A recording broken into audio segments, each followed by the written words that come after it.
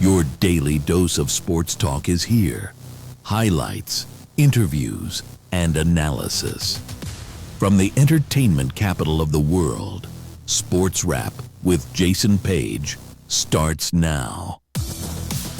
Welcome to this special edition of SportsWrap, our two-parter 2025 Year in Review special. So big, we decided to spread it out over 2 days. So Merry Christmas and Happy New Year. We're glad you're with us for the next 60 minutes. In this edition, part one of our Best of 2025, we're going to talk about the NFL, which we'll do here in a couple of minutes. We'll get into the college football with Bill Bender, who will be here from the Sporting News, who joins us every week on the show. Kurt Helin will talk NBA and the way the year started, or what was the big story of last season is also the big story of this season. We'll get into that with him. College basketball, men's and women's on that front, and the NHL with our friend Dennis Bernstein of thefourthperiod.com and SiriusXM NHL Radio, and some closing thoughts to finish it out. That is part one of our year-end special, the best of 2025.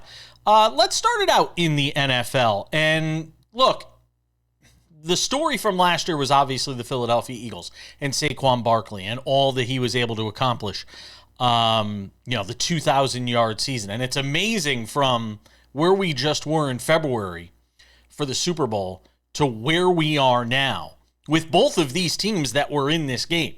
The Eagles are still on top in the NFC East, but a lot of questions still remain about what their prospects are in the postseason because they've been wildly inconsistent throughout the year. But the Kansas City Chiefs, who had this regular season record that would have made it appear as if they were a dominant football team, have come crashing back down to earth in the sense that they're not even in the postseason in 2025. So there's a lot to sort of dissect and digest from what happened at the end of last season that started the year to where we are now. Think about Jalen Hurts for a moment here. Jalen Hurts was a guy that's now played in 2 Super Bowls, was the Super Bowl MVP last year, could have easily been the Super Bowl MVP the first time they played the Chiefs and lost. He played well enough to win the Super Bowl MVP in that game. But of course, the team came up short, and as a result, he's not going to win the Super Bowl MVP that year. But the fall from grace for this Eagles team this year, and some of the losses that they've suffered, some of the inexplicable losses, the continued problems with A.J. Brown and what he is, and what he has meant to that team, but at the same time, how difficult he has been to manage as a personality with that team. And then you throw on top of all that Jalen Hurts sort of struggling and sort of, just kind of clunking his way through the season. All of that being said, the Philadelphia Eagles are right there when you talk about the chance to repeat, something we haven't seen in the NFL, in a couple of years, an opportunity for them to repeat as Super Bowl champions despite all that. And that gets into the bigger story of 2025 in the NFL. 2025 in the NFL is all about the inconsistency in the league. It's all about the parity in the league or mediocrity in the league, depending on the way you're looking at it. I have chosen to look at it as sort of a mid-year, right? That's what the kids like to say. It's a mid sort of year for the NFL. Nobody has taken this thing and run with it. Every time you thought a team was prepared to be that team, the team that was going to kind of ascend to the top of the charts when it comes to Super Bowl odds and Super Bowl favorites, that team would wind up suffering a blemish of some kind. Nobody is without their warts. From the top of the NFC to the top of the AFC, no matter who you're talking about, everybody has their blemishes. Everybody has their flaws, which is going to make this upcoming postseason so fantastic to watch. But come back to the Chiefs for a second, because right up until the moment they were eliminated from postseason contention, right up until that moment, the Kansas City Chiefs were still a favorite to potentially win the Super Bowl. Which just goes to show you how much respect odds makers had for them, the punditry world had for them. And now they're not even going to be in the postseason. Patrick Mahomes lost for the year. The torn ACL, the LCL surgery he had. Hopefully he'll be back for next season. What happens to Travis Kelce after this season is obviously a huge question mark, as he struggles to sort of play consistently well or to a level that he expects to play to. Statistically, he's actually been pretty good. But shift away from the Chiefs. One of the big stories of this football season has been Matthew Stafford, who a lot of people wondered before the season would even be ready to start the season because of an ailing back. He didn't play throughout the entire preseason, and then boom, there he is. Start of the season, and Matthew Stafford is ready to go. Could wind up winning the MVP. Or could it be a guy in just his second season who has made a huge leap in Drake May? With the Patriots now coached by Mike Vrabel, and a Patriots team that it just felt like a couple of years ago things had gone so horribly off the rails. And they tried Gerard Mayo as head coach, and that didn't work out. So they quickly shifted and changed gears and went to Mike Vrabel, and boom, shows you how important head coach is. Not a heck of a lot has changed on this roster, but the head coach has, and the quarterback's a year older, and all of a sudden, the New England Patriots are on top of the AFC again. Where have we said that before? But where will this ultimately wind up as 2026 begins? It is anybody's guess. The Denver Broncos had a huge run, but a lot of people thought some of it was fool's gold. Then they go and get beaten by the Jaguars most recently. The Baltimore Ravens aren't even going to be in the postseason. The Detroit Lions, in all likelihood, not going to be a part of the postseason. But the Chicago Bears, led by Caleb Williams and a new head coach in Ben Johnson, doing what they've done and surprising the football world. It has been a wild season in the NFL. One of the most unpredictable. I can't tell you who I think is going to win the Super Bowl. I can tell you who isn't. Kansas City Chiefs. Baltimore Ravens. Bengals aren't there either. I'll give you one, though. Watch the Houston Texans. Watch Houston. Defense travels in the postseason, and I think they have just enough offense.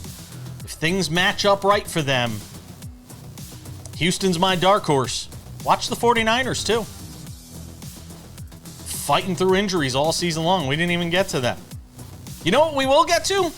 College football. Next on the show. Don't go anywhere.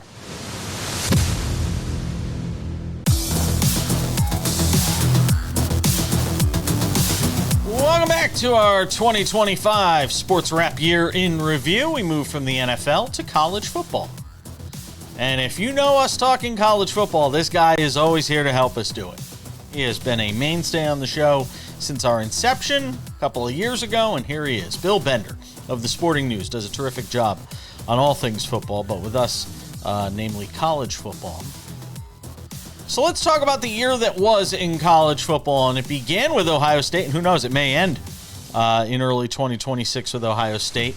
The Buckeyes and Ryan Day finally getting their national championship. Yeah, and the circumstances from which they got it after the lowest of lows and one of the craziest upsets of my lifetime in that rivalry, if not the one, a 13-10 loss to Michigan, and then turning around and just scorching the earth for 4 games through a run that was Tennessee and Oregon and Texas and Notre Dame. And I think it really established that even though we're in a 12-team era, the most talented rosters and talented teams are the ones that are going to be built to go through that. It was a fantastic run by Ryan Day. It certainly was. And, you know, you go from there through the offseason, the transfer portal, players moving, players getting drafted, and you come back with an Ohio State team that's every bit as good as the one that left us last year. That's the crazy part, that they keep going. And I know they lost the Big Ten championship game to Indiana, another one of the greatest 2-year stories in the sports history, honestly. We'll get to them, what yeah. Kurt Cignetti's being able to do. And but this Ohio State team's every bit as talented, had 7 first-team All-Americans. We've never had, I think, that many on one team on a team since I've been at Sporting News. And just this tug of war between the SEC and the Big Ten. It's not just about the playoff. How the Big Ten has kind of wrestled control with back-to-back national championships, Michigan, Ohio State, and a chance to get a third one this year. Give me a thought. When I think of some of the storylines of college football in 2025, the one it felt like we were talking about every week is coaching changes, because it felt like every week a different coach was getting fired throughout this 2025 college football season. Is this just a one-year thing, a one-off thing, or in this era of NIL, the rise in expectations, the amount of money being poured into these programs, that we're going to see more of this in years to come? We haven't calculated what the successful season is now. It's all about the playoff. As soon as Penn State was out of the playoff, James Franklin was gone. As soon as Florida was out of the playoff, granted that was a little bit longer strand for Billy Napier, he's gone. And Jason, I think it could be an every other year thing. Last year we hardly had any. We had 4 or 5 coaching changes in the Power Four. This year we had, I think we're up to 18 or 19. So Crazy. That's basically almost half, not quite half. So there might be 8 to 10 next year. Was James Franklin the most surprising to you? The way that it happened was because I was at the Oregon game, and they're in double overtime against Oregon, about to complete a comeback, and Drew Aller throws an interception. The next week they lose at a horrible UCLA team, where Nico Iamaleava has a great game. Neuheisel's carried off the field, and then they lose again to Northwestern, and he's gone on my birthday. That's what I'll always remember, Jason, is that I worked on my birthday because James Franklin was fired. And I think it was a bit of an emotional decision because he'll do well at Virginia Tech. Feels like that's a good setup for him. And from the moment he got let go, you'd come on the show and said Virginia Tech was the spot that really seemed to make the most sense for him. Bill Belichick, year 1 in North Carolina. If we're grading it A to F, I mean, a D? I'm trying to be generous here. I don't want to give him an F, but how do we grade this? I think you nailed it, a D, because, it was rough. That opener and all the buildup around the debut was terrible. Is it good that he's in college football? I would still say yes. I was at ACC kickoff, and the attention that he drew from being in the college game. And he's obviously making some adjustments. The recruiting class wasn't bad. I think he'll get a handle for the talent through the portal. And now Bobby Petrino, is that what's coming next as his OC? God. I mean, if anything, we should want Bill Belichick to stick around a little bit longer because he's great content for all of us. Yeah, he certainly is. And says supposedly there's going to be NFL teams calling for him in this offseason. We'll see if he decides to obviously stay at the collegiate ranks and see this thing through. Can I just throw in Deion Sanders real quick before I get to Lane Kiffin? Because this was a rough year for Deion, coming off what we had in the first couple of years for him at Colorado. It sounds like they're going to see this through for at least another year with him. What changes that makes this any better? Well, I just hope that, some of it was they lost. This was a terrible job before he came. They were down and out, and he has elevated the program in that sense. How much of that was Shedeur and Travis Hunter? A lot. I mean, when you bring in the stars, I think the adjustments to the coaching staff in the offseason, how he manages the portal and getting the right guys in there. I mean, they obviously had a rough year, but in the Big 12, you can turn it around a little bit. I don't know that they'll ever have the star power that they had with Travis, who won the Heisman, and Shedeur, who's actually hanging in there and playing. If you watch the Browns enough, he's hanging in there. I think he's playing pretty tough for them. His finger was gross the other day. But, I think the Deion, I hope for health purposes that he stays healthy, that he's able to come back, and he'll be a little bit stronger next year. All right, Lane Kiffin. Let's finish with the biggest story really of the college football season, the saga that was Lane Kiffin. Will he stay? Won't he stay? Does he get to finish the postseason? Does he not get to finish the postseason? The way it's all played out, now that we've had a chance to sort of marinate in it, what sticks out to you? Is he the most hyped coach of all time? That has not won a championship. I did that list years ago for Sporting News, like the greatest coaches that had not had a championship. And, that had guys like John Beilein on it, for example. But Lane's a little more overstated than John Beilein ever was. And I mean, obviously a lot's made of the calendar and the fact that he's not coaching in the college football playoff. I still think LSU's the better job for him. And if that's really what he wanted, he did what he had to do. Ole Miss athletic director Keith Carter did what he had to do. Didn't like that it overshadowed everything about rivalry week. I was ready to be let's be done with this. And I hope it does bring changes to the calendar as such so that the portal and the recruiting and all those things allow, like in the NFL, for these guys to finish the season with their teams. In the last 30 seconds here, the big story when we got to the college football playoff was who wasn't in, and that was Notre Dame. Everybody always talks about the favoritism they get. Well, they didn't get it this year. Give me a sense for how you think, their exclusion perhaps changes the way the selection process is handled next year. Well, not just next year, but the word permanent damage with the ACC was used. Now, they can't do anything about that to 2036, but as we get down the line, they'll remember that. The Notre Dame fans still remember 1993, so don't think for a second they're not going to remember this moment in college football playoff history. Bill Bender does a great job on college football with the Sporting News. Check out his work there. Love having you on the show every Monday. Always appreciate you, my friend. Have a happy New Year. Hey, happy New Year, Jason. Thanks for having me on. We're coming back with more Sports Wrap. The Year in Review continues.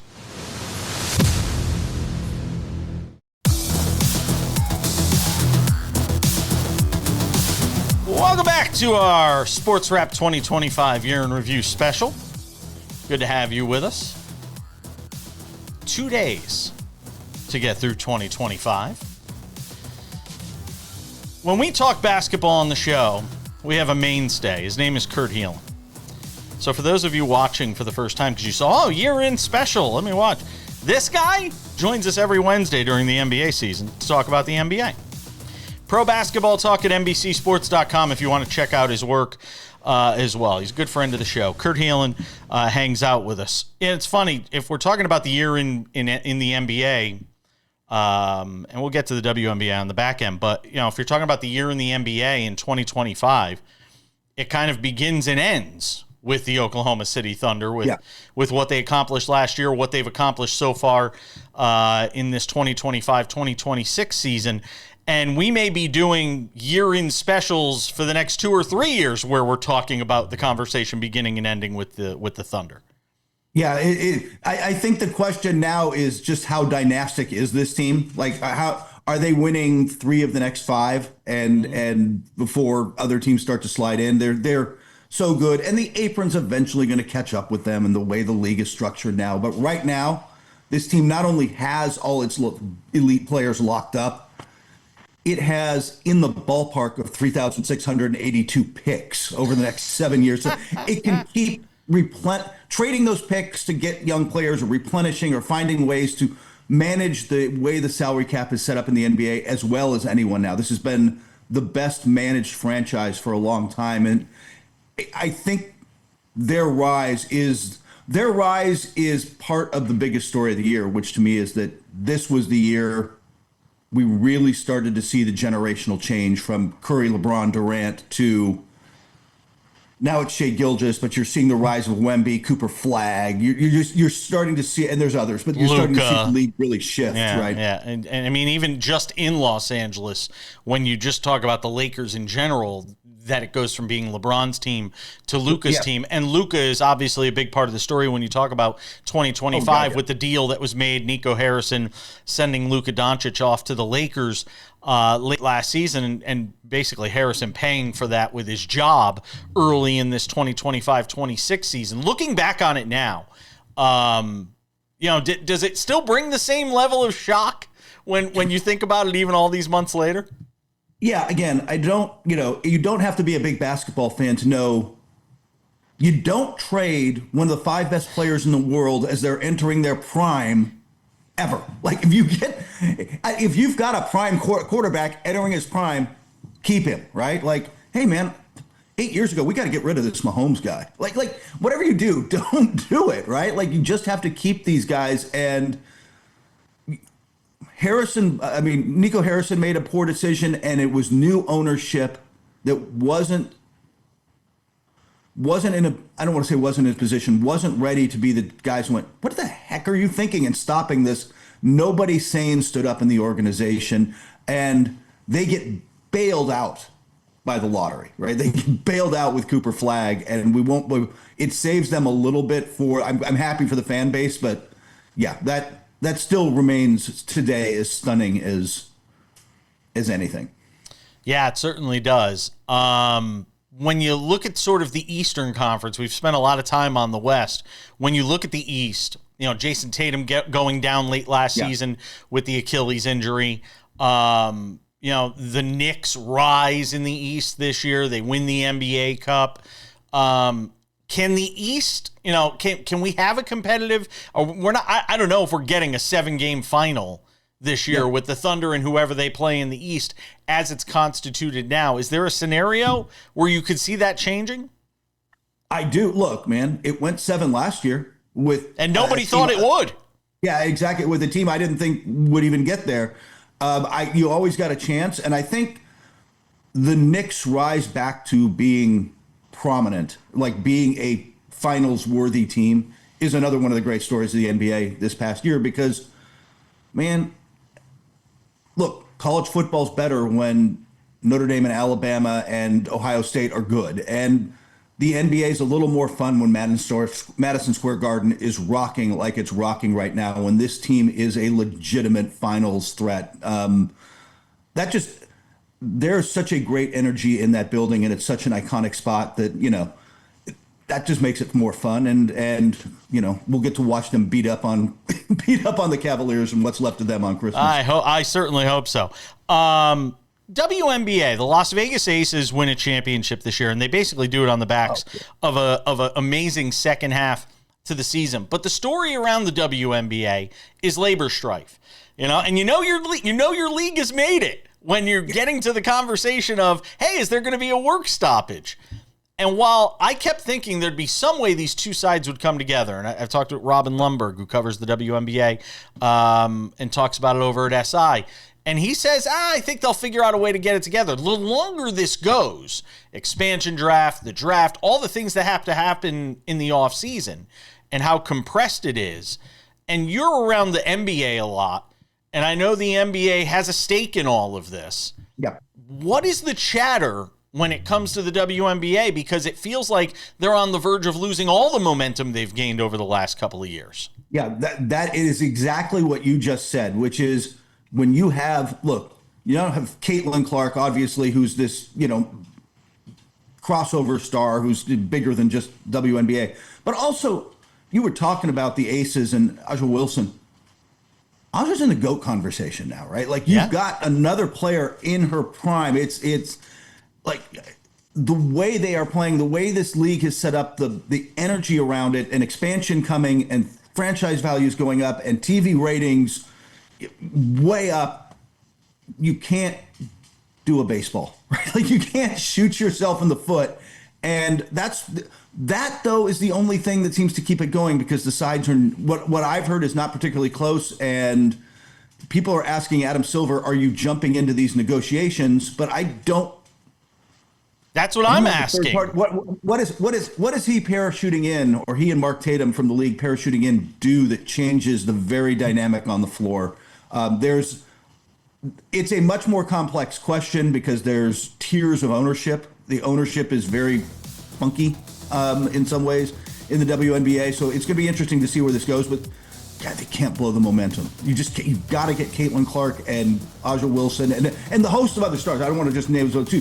This league is finally generating so much buzz. Yeah, and I just keep wondering who's going to be the hero that jumps in and saves this from Armageddon, and I just don't know who it is. Could be the story of 2026 for the WNBA. Kurt Helin, Pro Basketball Talk at NBCSports.com. You've been fantastic with us for the first 2 years of this show. Look forward to talking to you in the future. Thank you, sir. I'm looking forward to it too, buddy. Thanks.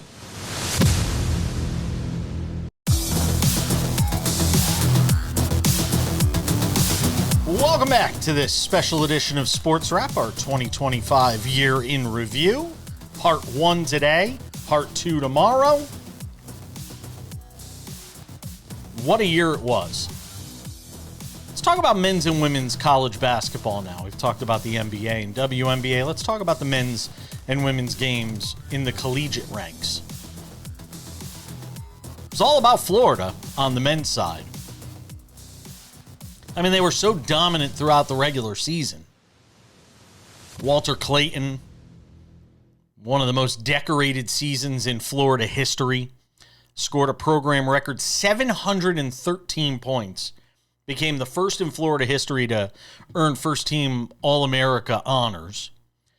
And Florida came from 12 down in the championship game to beat a very game Houston team that, a lot of people with Kelvin Sampson there, a lot of people rooting for Kelvin Sampson to finally win a national championship in this championship game at the Alamo Dome.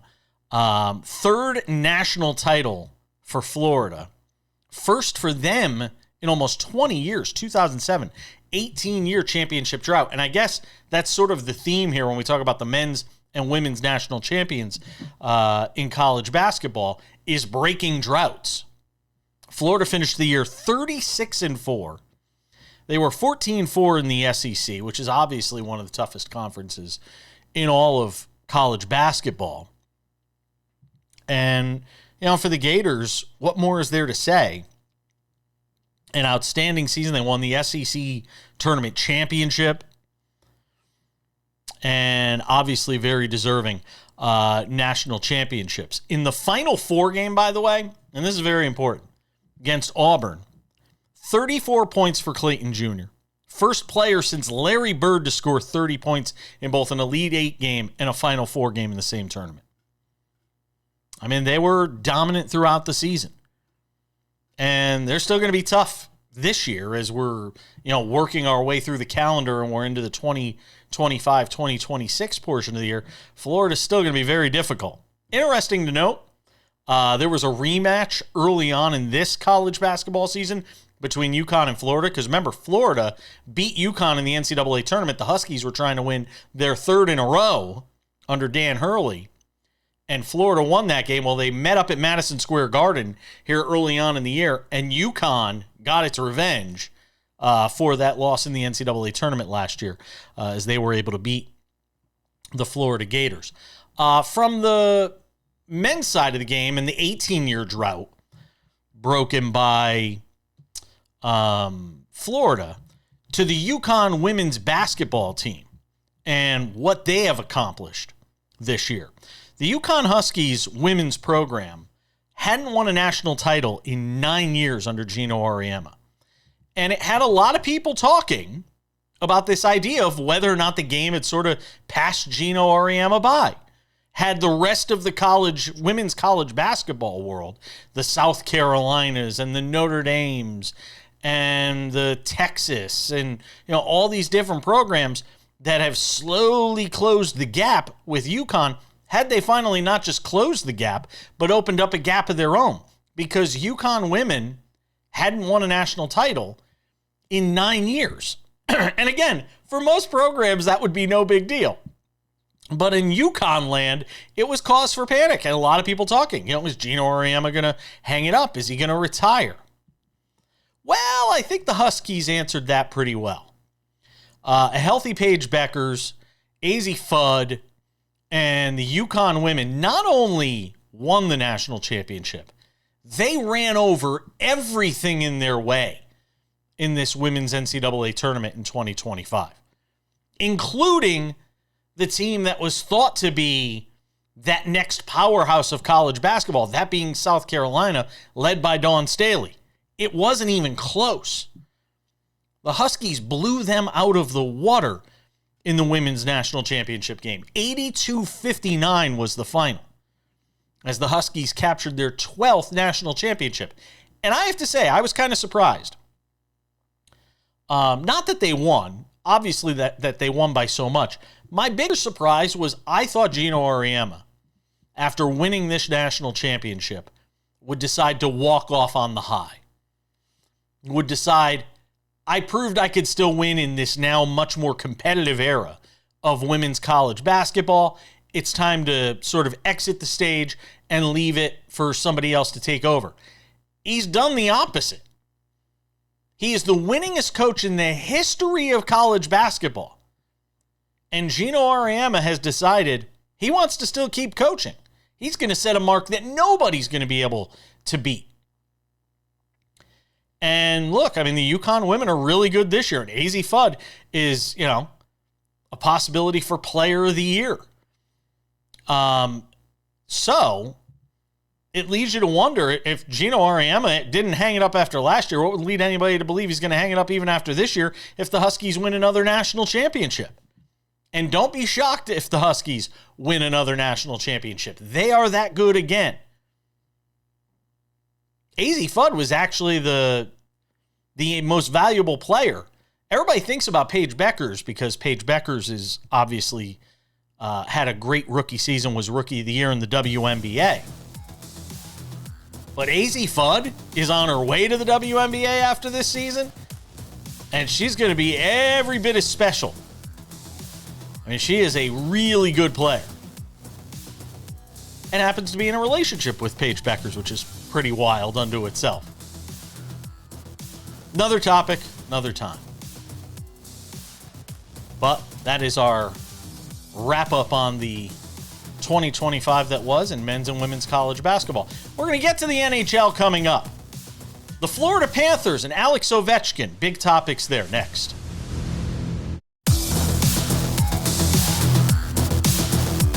Odds and Ends wraps it up in 10 minutes on this part one of our 2025 SportsWrap Year in Review. Well, the year in review in hockey sounds a lot like the year in review we would have done a year ago. Dennis Bernstein, thefourthperiod.com, SiriusXM NHL Radio joins us. A year ago, we were talking about the Predators winning a Stanley Cup title, and a year later, when we review 2025, we're talking about the Predators having won a Stanley Cup title. And against the same team, they did it in 2024, so it's pretty amazing, Dennis.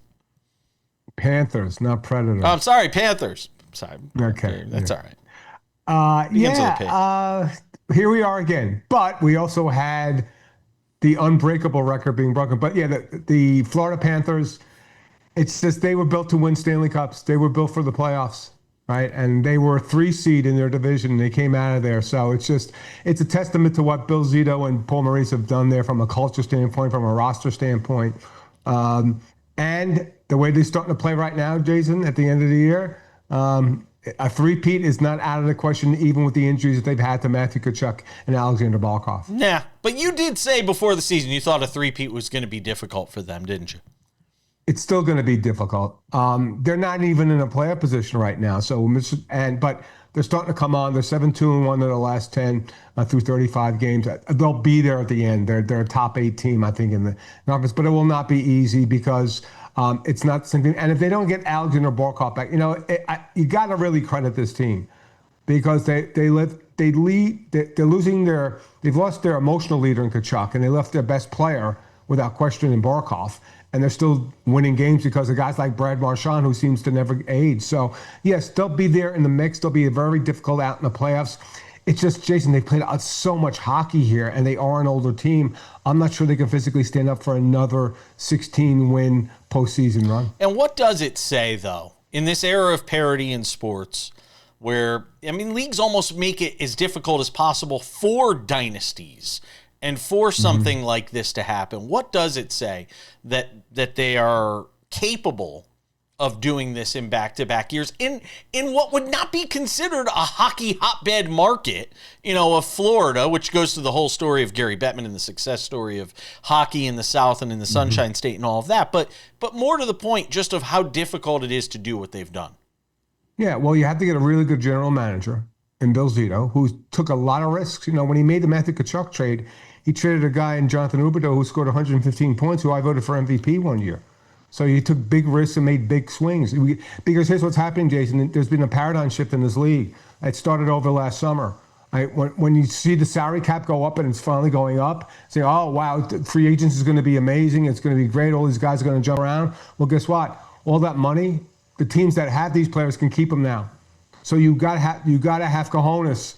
You got to be able to make big trades. That's what Billy Zito did. He made big bets. He made big trades. All the guys that you saw help him win, Reinhart, Bennett, Tkachuk, they were all trades. They got guys on waivers, the guys like Gustav Forsling. So you need that. You need support from ownership.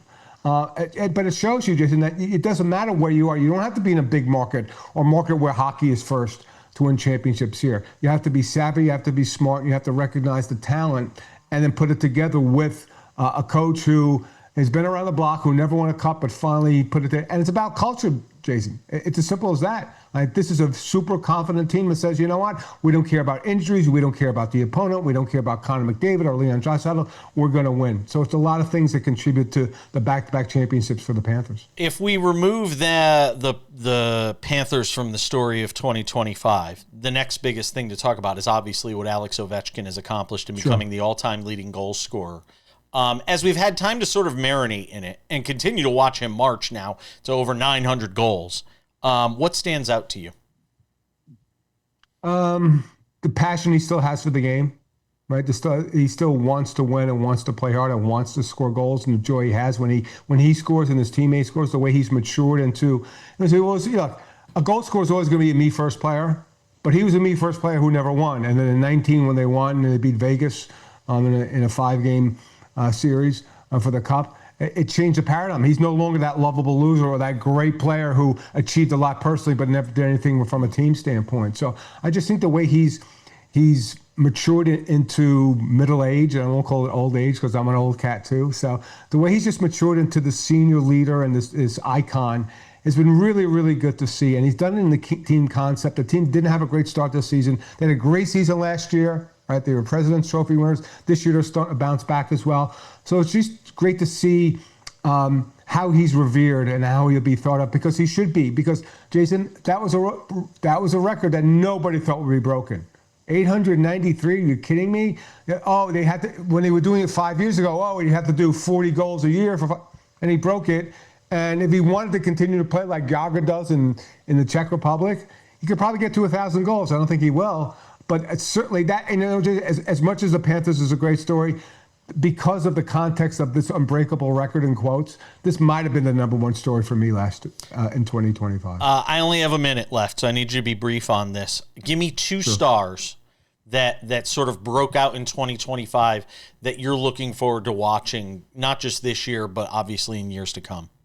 Really easy. Macklin Celebrini in San Jose and Connor Bedard, they're really actualizing all the potential they have. They are great players. If you haven't seen either one of these kids play, and they're still kids, remember that. When they come to your town, go see them play. They've made this league more exciting. So those are the two kids that have come in with a lot of expectations on their shoulders, and they're starting to overachieve their expectations at this point. Yeah, living out here on the West Coast, I've seen enough of Celebrini. He is fantastic. Dennis Bernstein, always appreciate you, my friend. Always there for us when we need to talk hockey. Look forward to doing it in 2026. Thank you, my friend. Always a pleasure. Happy holidays, and here's the great 2026. Absolutely. We're coming back on this year in review edition of Sports Wrap. Don't go anywhere. Lots more to do. Odds and Ends wraps it up next.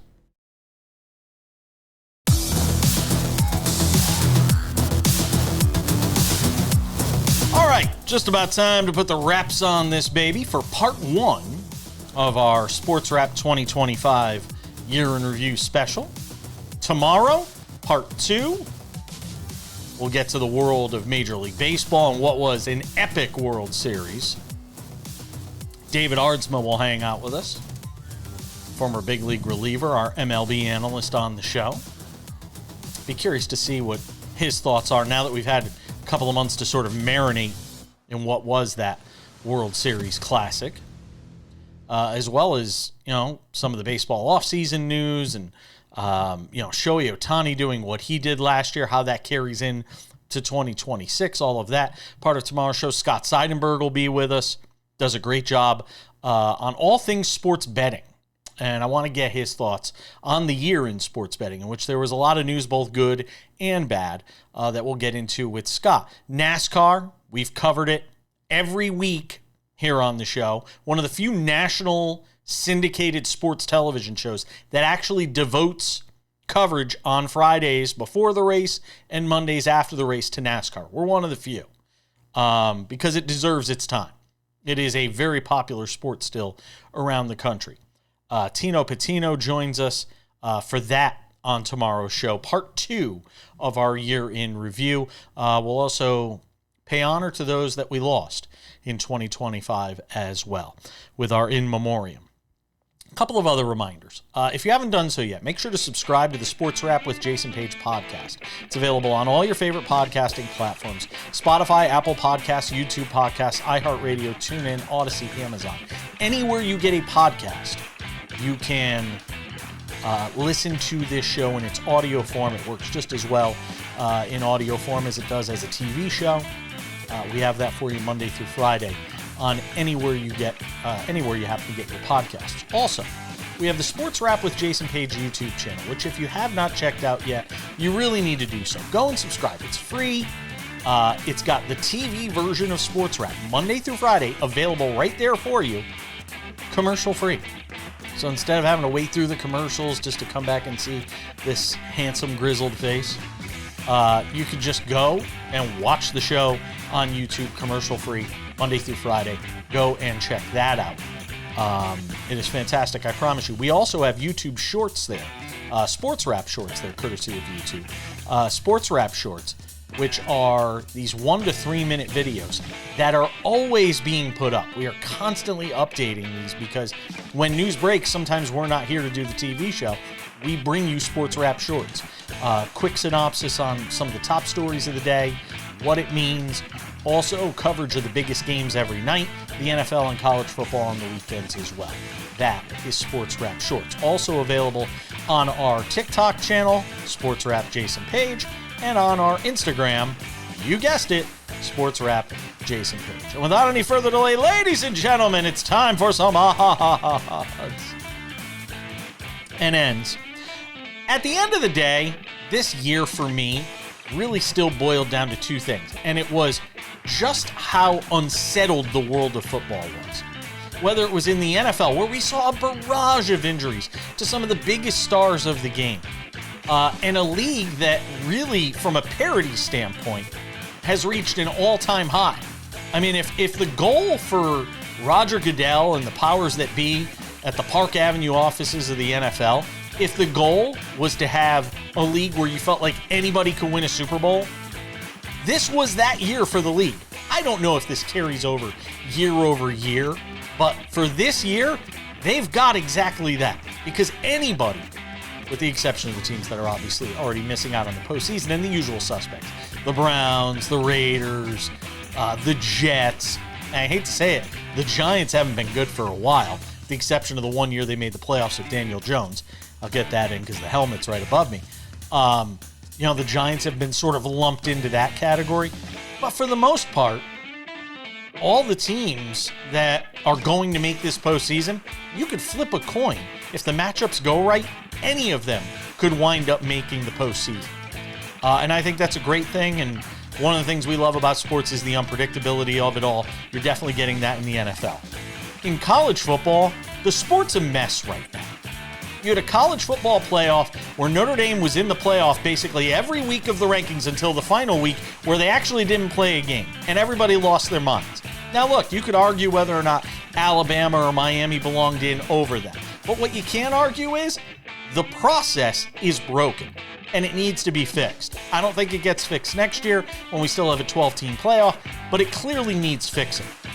The calendar also needs fixing, which is something we discussed ad nauseum this year when it comes to college football. The fact that you've got a guy like Lane Kiffin, who's not even coaching his team in the college football playoff and bailed on them just moments before they were about to start that playoff journey to go take a job at LSU, is a mark of the problems that college football faces. The calendar, the fact that you have, high school recruiting, that has to take place while the college football season is going on. Then you have the transfer portal. College football is a mess right now. And in spite of itself, it still succeeds and does huge numbers, and people are going to watch the games. But how much longer can it survive in the current way in which it is run? I don't know the answer to that. We'll find out, year over year if fans start to tune it out. I don't think they will, but it's certainly something worth watching.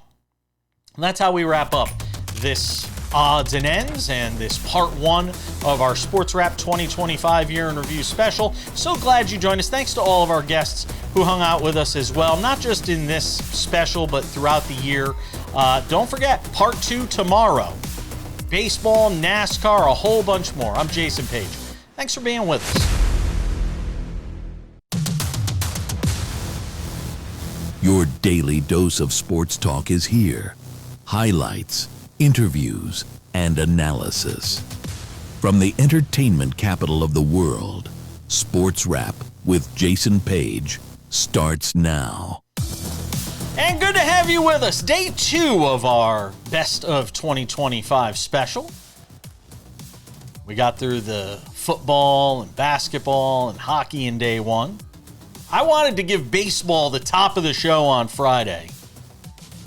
Or I should say on day 2 of this special. It's fine. It's going to be playing on Friday both times the show airs anyway, so it really doesn't matter. David Arnsma has been our guy to talk baseball all season long. He's been with us basically since the start of the show on the television side. And the former big league reliever hangs out with us for this year-end special to talk some baseball. Good to see you, my friend. Let's talk about the Dodgers, because that is the story, obviously, of 2025. The back-to-back World Championships, the way in which they did it, the exciting World Series, an exhilarating World Series, DA. As we've had now a couple of months to sort of marinate in it, what sticks out to you when you think about this Dodgers team in this World Series? I think you're downplaying how amazing the World Series was. I could be. Absolutely incredible World Series, if not one of the best all time. It's a short list World Series with how good it was, the amount of different moments, the 18-inning games with Freddie Freeman walking off, Trey Savage setting the rookie strikeout record, Ohtani getting on base 9 times in one game, Yamamoto and his heroics, Rojas. I mean, every single game felt like its own special game that could fit into a top 10, top 20 of all World Series games. It was like every single game, and the walk-off, the double play, the play at home plate, stepping off the bag and then retouching, the catches in the outfield. I mean, there was so many different moments.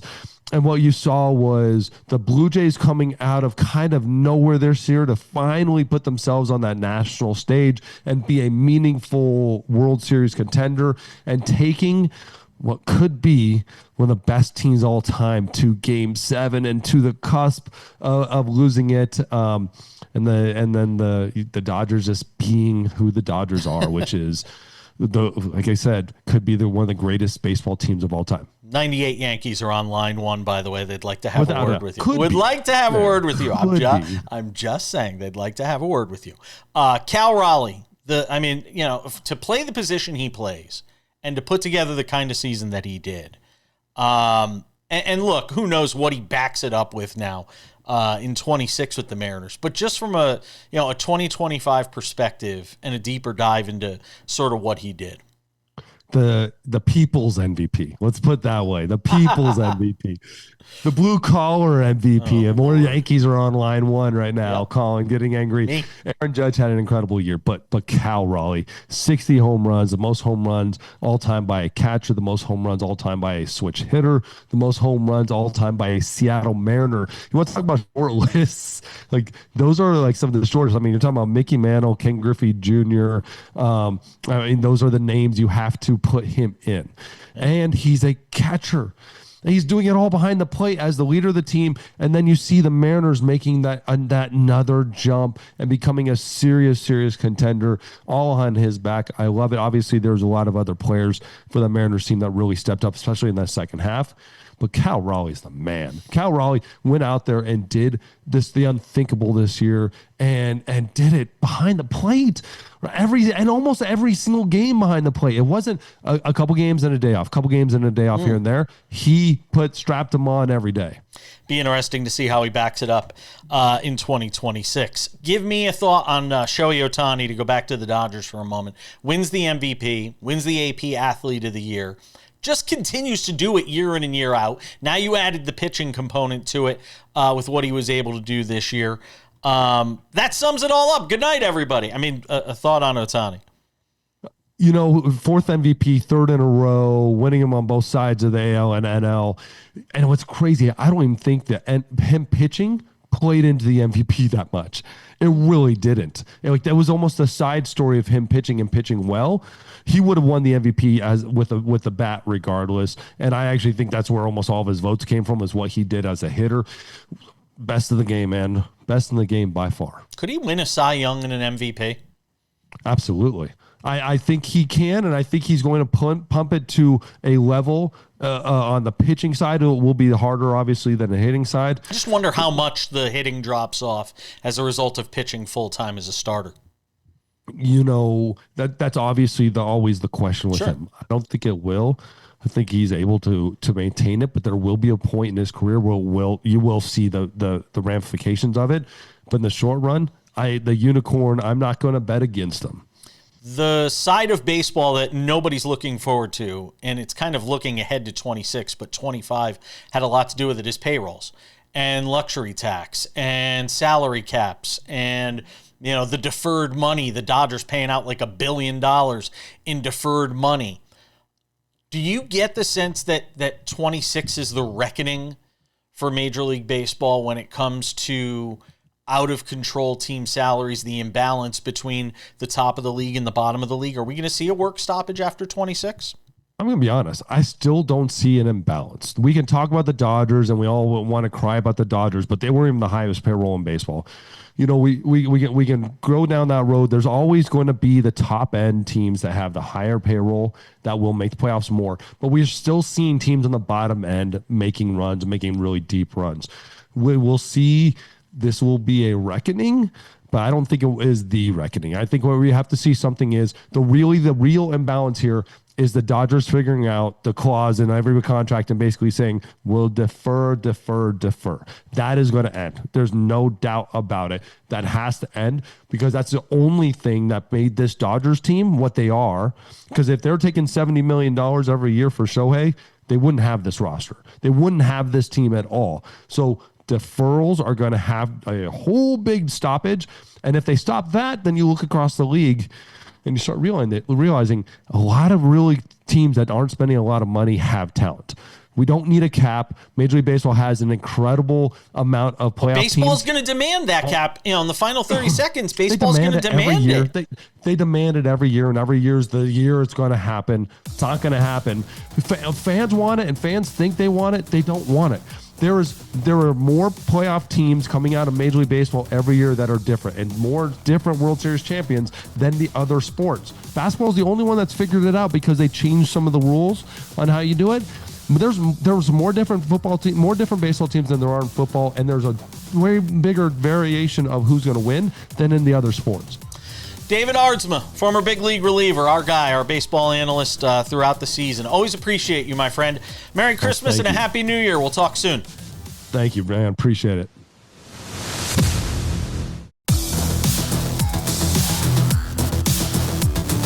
Welcome back to this special edition of SportsWrap, the best of 2025, our year in review show. We got through Major League Baseball with David Aardsma. Now let's focus our attention on NASCAR. The one and only Tino Patino is here. I've missed you. It feels like it probably hasn't been that long, but it feels like it's been a while since we had you. Falling over. It's been so long. I know. See, we forgot how to do this. Tino Patino, SiriusXM NASCAR Radio. You can catch him there on the weekends during the season. Also on Tubi. He's got a NASCAR podcast that he does as well. What's the name of the podcast? We never promote that. It's called The Draft, and we go through the order, pick certain drivers from all teams, so it's cool to be able to talk about some of the guys that are in the back of the pack, you know, some of the lower names that may not get as recognized. We go through them all, so yeah, The Draft. Check it out. Go and download it, subscribe to it today. So when I say NASCAR in 2025, Tino, what comes to mind for you? Wow. Well, first off, it was a season of interesting things happening. The first thing that came to my mind was heartbreak for Denny Hamlin, right? And getting even a little more, somber with it. Greg Biffle, unfortunately, passing away. Michael Annette, another driver there, where the season, the way it ended, just wasn't really the way a lot of people would have preferred. Denny Hamlin losing out on the championship. We go into this offseason. You have the lawsuit happening. Now, that did reach a settlement, so that's good to know. And then things that continue to happen, all the questions, and uncertainty with the playoff picture and the different format and the rules. It was a season that, had its bright moments and its positive, times and its awesome races. And that's, a great part that I want to focus on. But at the same time, it was very interesting. My word would be interesting for 2025 because of all the different highs and lows that there were for not only the drivers, but the sport itself. So 2026, hopefully, can be more of a steady, calm, stable, and exciting year for the sport. How does the playoffs have to change?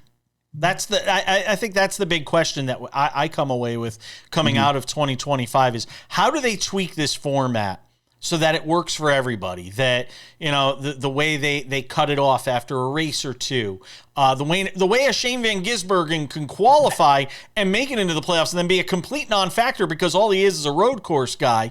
The various ways that they could tweak this system going into 2026 has to be a part of the story of 2025, doesn't it?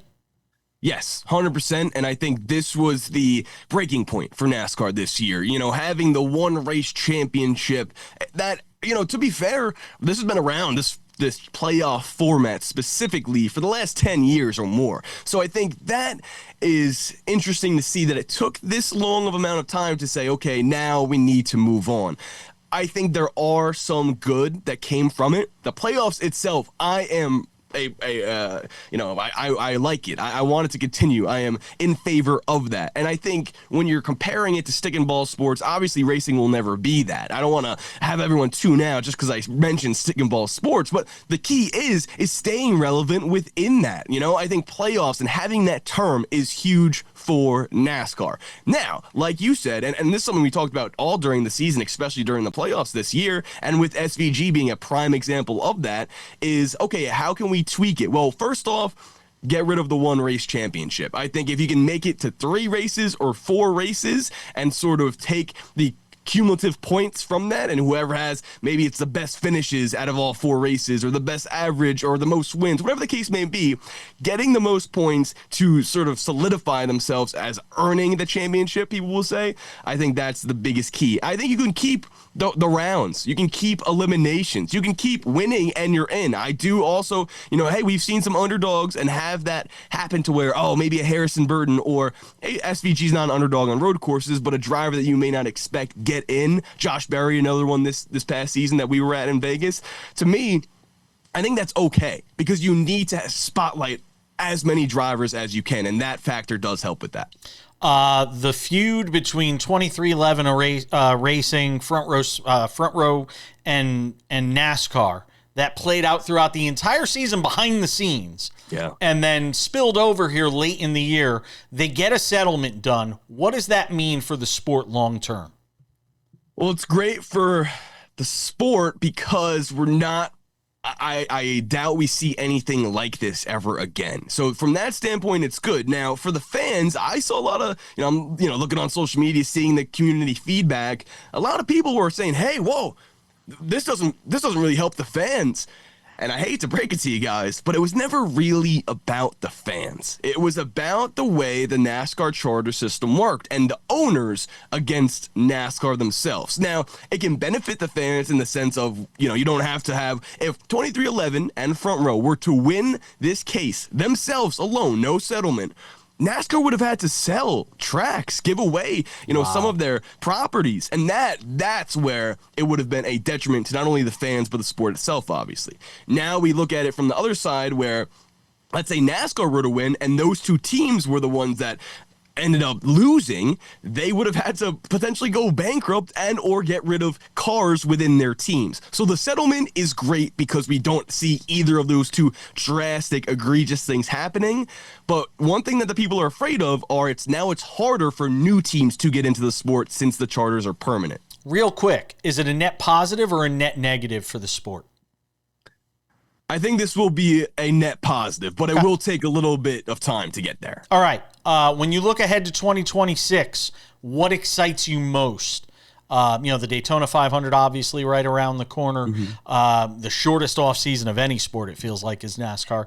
What kind of stands out to you the most when you're looking ahead to 2026? I think it's the beginning of a new era for NASCAR. I think we can really feel that. I think it's exciting. Connor Zilisch coming into the Cup Series, right? You have a lot of stars aligning to where not too many driver changes. I mentioned Zilisch, Daniel Suarez going to a new team as well. But aside from that, you have a good roster of drivers. You have a good amount of star power. Let's see how we can market these guys in the best light possible. The driver program did well, where they're talking to fans, talking to media a lot more than they have in the past. So that's something that I like to see and like to see continue as well. And obviously the format change for the playoffs. That's something that it was really unfortunate, in my opinion, that last year almost every week it was talking about how things wanted to be changed. Well, now we're going to have the changes. Now we can stop talking about how we want it to be changed because it is what it's going to be, and let's just accept that, embrace it, and I think that being the case will make the season more fun overall. Tino Patino, he does a great job. SiriusXM NASCAR Radio during the season. The Draft podcast, check that out as well. Always good to catch up with you, my friend. The Daytona 500 will be here soon enough. Thank you. Looking forward to it.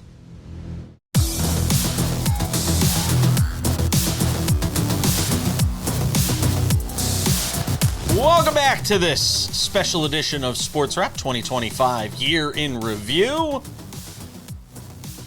There's so much to talk about that I even put aside a segment for 2025 Year in Review in sports betting and wagering. And I thought, who better to bring in for that than this guy? Look at that handsome mug. He's got a better beard than me. It's the two bearded guys.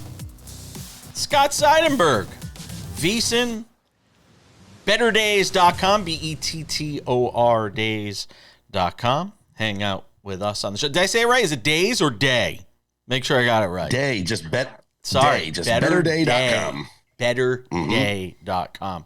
Hangs out with us on the show to talk about the year in 2025 in sports betting. And look, we couldn't talk about it without talking about the controversy around sports betting. Two things in particular, one in baseball, one in basketball. Obviously with the pitches and the prop bets, and then in basketball with the prop bets and the Chauncey Billups stuff, which is a whole separate matter.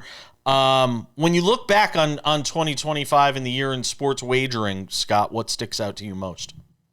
Well, the scandal with the pitching and Emmanuel Clase and of the Cleveland Guardians and how that all came about was really alarming, because when you talk about some of the NBA players and the player props and letting people know that they might not play the full allotment of minutes, and now all these sports books are doing all these giveaway or give backs, right? Where, the player left early, here's your refund, and everyone complains, which I can't stand, by the way. Like, I am so against getting your refund if a player gets hurt. Listen, do I get a refund when I bet an under and the guy goes over because he plays more than I think he's going to play? No. So that's besides the point, Jason. But the baseball thing, the Emmanuel Clase thing was really scary at the time, because that is something that a player is doing specifically to to win a bet or lose a bet.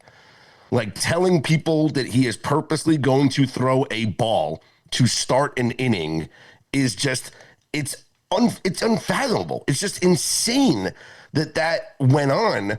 But the one positive I will say, and it's the biggest positive that you can take away from both of these stories and any story that involves any scandal in regards to sports betting, is that because of how popular it is now, because of widespread legalization all throughout the country, that is why these bad eggs are being caught. That is why these events are being uncovered. Because in the past, it might have been swept under the rug. In the past, we might not have known about it.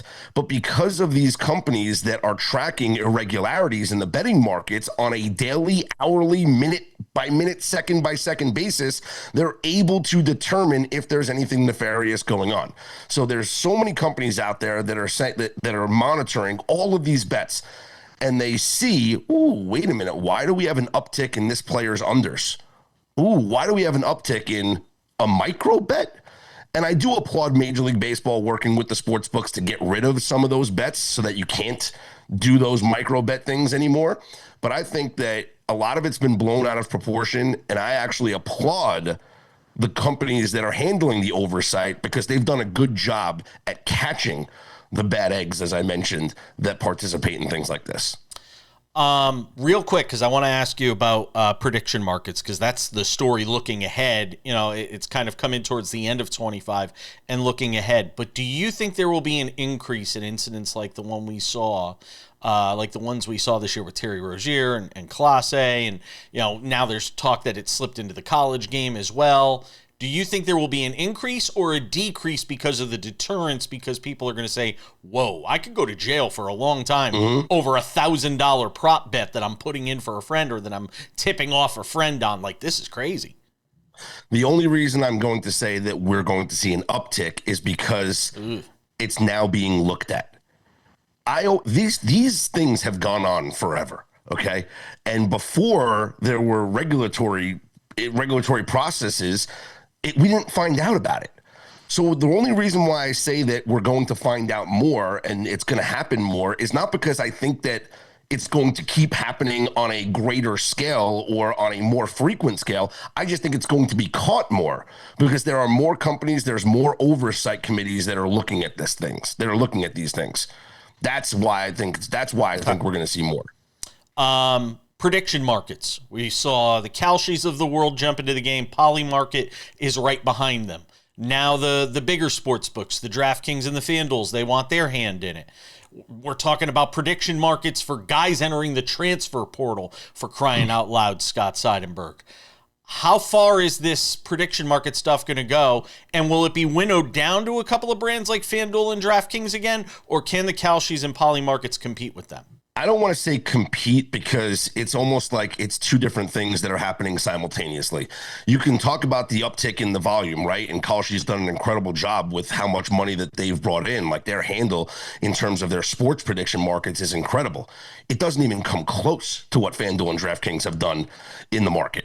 So yeah, it's great. It's a lot of money, but 700 million versus 2.5 billion. Like, we're talking it's an astronomical number compared to what some of the other the sports books are doing.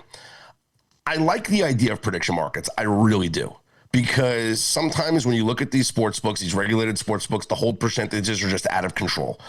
The fact that you can go on a prediction market and get reduced VIG, and so you don't have to lay minus 110 all the time. You don't have to have a two-way market where, one side is minus 130 and the other side is only plus 205, right? Like, it doesn't make sense, or plus 105 doesn't make sense. The only issue that I have with prediction markets is that it's not as wide open and the menu's not as expansive as traditional sports books. The idea of it is fantastic. The idea that I can go on whatever prediction market you want to say, and I could say, I want to bet on Christmas. I want to bet the Dallas Cowboys, right? And I don't want to lay the juice. And you know what? I want to make a line that I would like. That bet's not guaranteed to be placed, Jason, because when you go on a prediction market, guess what has to happen? Somebody has to take the other side. Right. Somebody has to claim your offer. I can put out an offer. It doesn't mean that it's going to be accepted. And so while it's a great idea, and I love it, and I promote it all the time on my podcast, on my website, I promote it all the time because why lay minus 115? Why lay minus 110 when you can lay minus 103 or minus 105? And all that is, by the way, is just paying the transaction fee, right? It's not the VIG because it's not going to the house is just taking your transaction fee. Right. The problem is not every offer that you put out there is going to be accepted. Scott Seidenberg, VSiN, and BetterDay.com. I always appreciate you, my friend. Merry Christmas and Happy New Year. We'll talk down the line. It's a Festivus for the rest of us. Welcome back to SportsWrap's Year in Review 2025, just about in the books. Or maybe it's already in the books, depending on when you're watching or how you may be watching. We appreciate that. Coming up in 10 minutes, those we lost in the year 2025 from the world of sports and, well, in some cases, sports entertainment. We'll get into that. Something we put together last year as well. Let's talk about golf and tennis. And namely, when we talk about golf, we're talking about the PGA Tour. We don't really talk much about LIV on the show. Doesn't mean it doesn't exist. And we've talked about it, on occasion, but only in the context of how it's doing when competing against the PGA Tour. And that is to say, it hasn't really done all that much damage in terms of, from a ratings standpoint. It hasn't really made that big of a dent.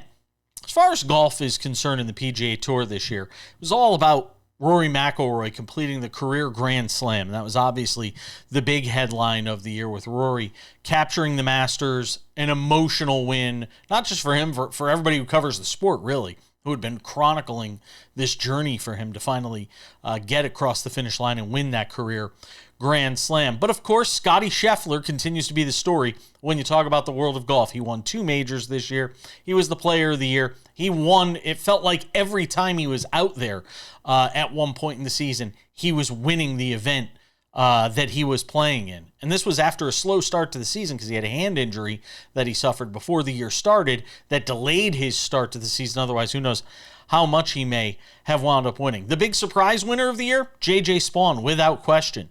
J.J. Spaun winning the U.S. Open.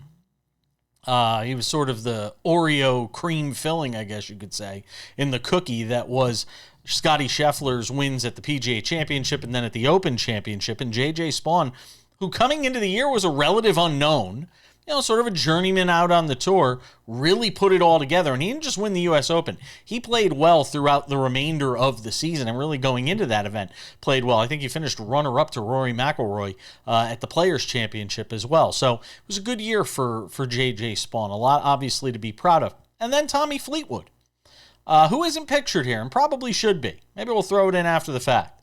Tommy Fleetwood won the Tour Championship and the FedEx Cup at the end of the season for his first win on U.S. soil, which was an amazing, fact that he hadn't won on U.S. soil. One of the best players in the world, certainly one of the best to never win a major, but in this case, one of the best to never win on U.S. soil. And Tommy Fleetwood finally accomplished that this year, and that was also, I think, an emotional point in this PGA Tour season. One last note on golf, and it's Brooks Koepka.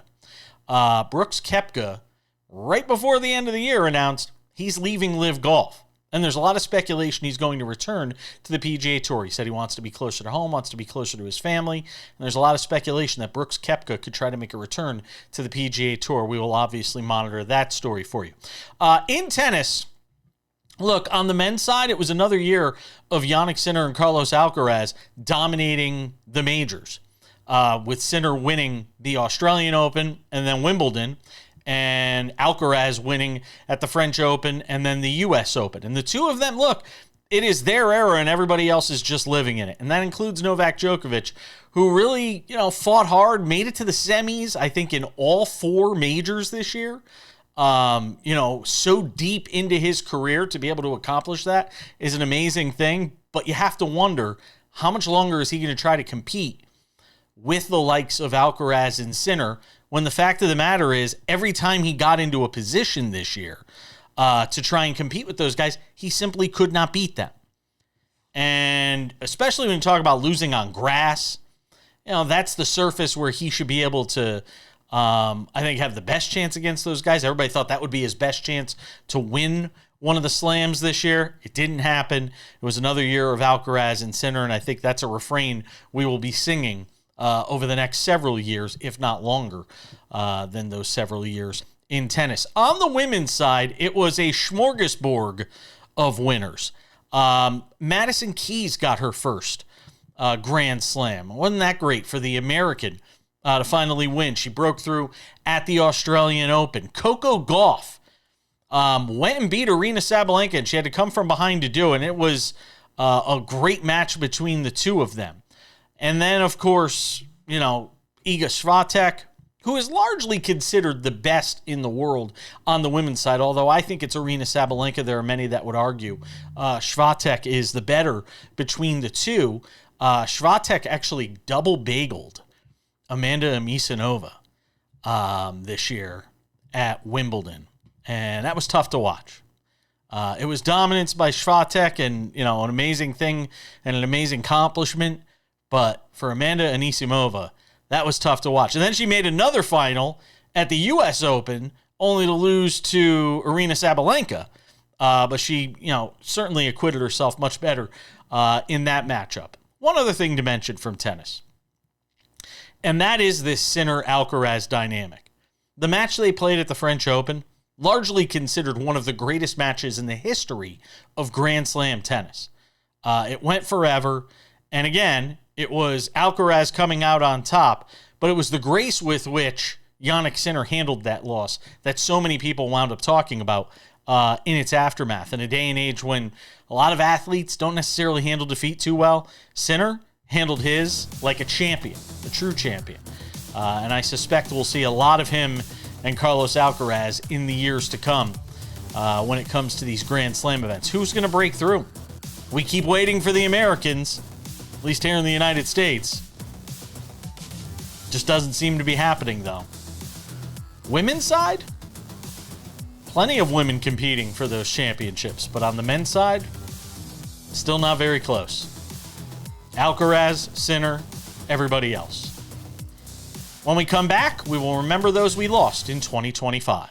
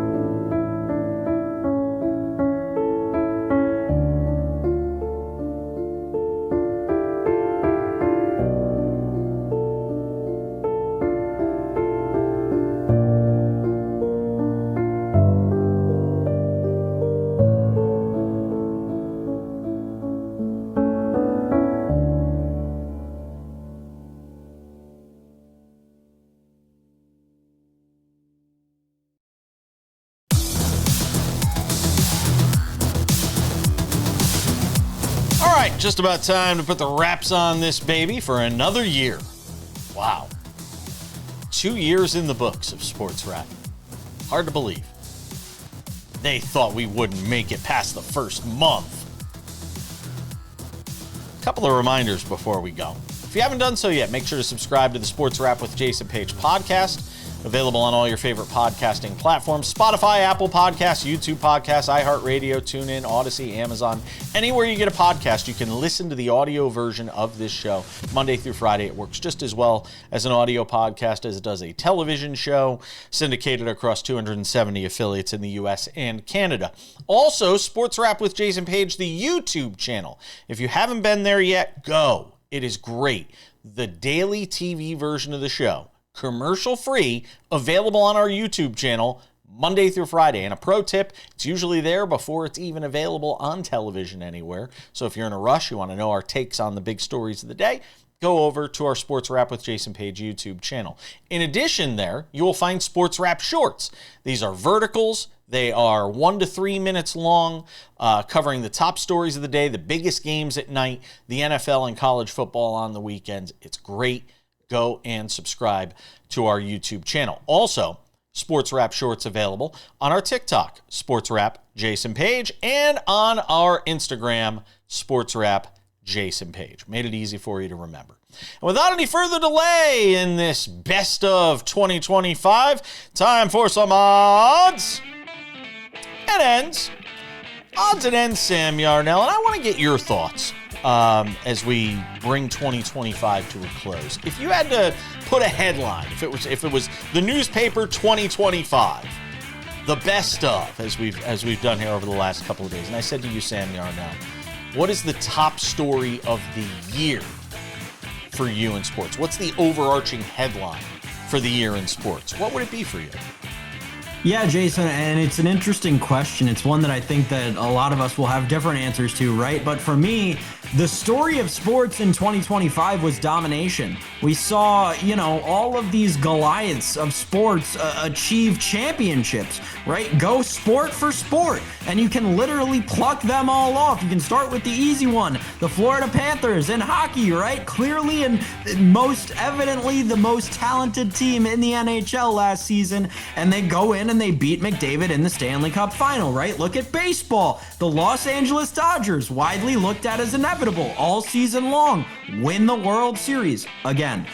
In the National Basketball Association, right? The NBA, the Oklahoma City Thunder were I believe the only team that was ever favored to win the NBA Finals last season, and they obviously won it. They get it done over the Indiana Pacers. Scottie Scheffler continues this now 3-year run of being the PGA Tour Player of the Year, right? But another year of winning, countless PGA Tour events, right? Competing in majors, right? Rory McIlroy completing the career Grand Slam. There was domination in so many facets of sports, and I didn't even mention one of the most in terms of all sports, right? One of the most historically dominant units we've seen in a really long time, and that's the Philadelphia Eagles defense that won them the Super Bowl last year. So when we talk about 2025, when we look back on this year in 5-10 years, when hopefully you and I are still doing this very show, we'll talk about it as a year where everybody was dominant. All of the good teams won. It was the era of sport where we felt like there really was a true champion that we identified before the season started. Heck, even with college football in Ohio State 2 years in a row. And even in the women's game, the Las Vegas Aces, another championship. UConn women's basketball, which had been, the darlings and the most dominant team in the history of women's college basketball, rising to their spot atop the sport as well. Mine's a little, this is a bit of a contrarian play, because I agree with a lot of what you're saying, and that could easily be the top play of the year.